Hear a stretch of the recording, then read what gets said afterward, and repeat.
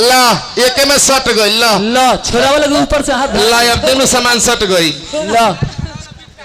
अरे बुझा दे कहीं पोकलैंड भेजे पड़ी। अरे बीच में हाथ लगाओ बैठ देह में देह थोड़ा सटर लो खाली बॉर्डर लड़त लो। हाला कोनो रिक्स नहीं के ना कोनो रिक्स नहीं के। हेलो हेलो हेलो अब पार सफलता के बाद फिर से एक बार बेशुमार लगातार लेकर आ गए भैया मुस्कान जी। क्या लेकर आ गए हैं मुस्कान जी? वो भी आग देश में क्या धरा कमर राजा जी, धरा कमर राजा जी।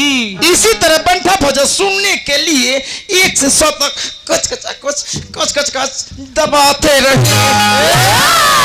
न्यू स्टेशन अब नचने में टापा तो अभिलाष जी में घापा घोप। ये बात सही है ना ज्यादा नहीं के बोले के हालांकि वो बोल सकते यार भौजाई है जब भौजाई है तो ना कोई सा ए भौजाई में भौभा भौजाई है।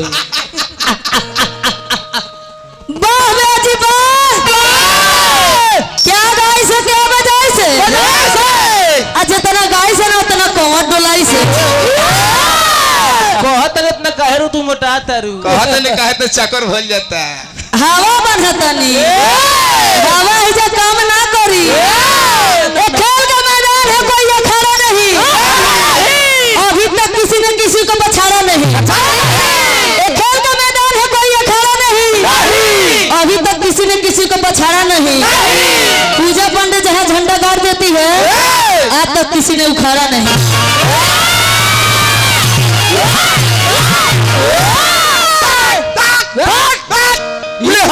इनु आवाज हो बोलाला पर साफ रोआ कनकना जाता। हाँ रस चुआता है। एगो रौरो आवाज बा हाँ बोला तंदे बुझा तेरा पीठ पर कहू चढ़ल केहू बोलवावत बताए कि कितना अश्लील भाषा बोलता नहीं हमें गौ झलैया बानी कितना खराब बोली है।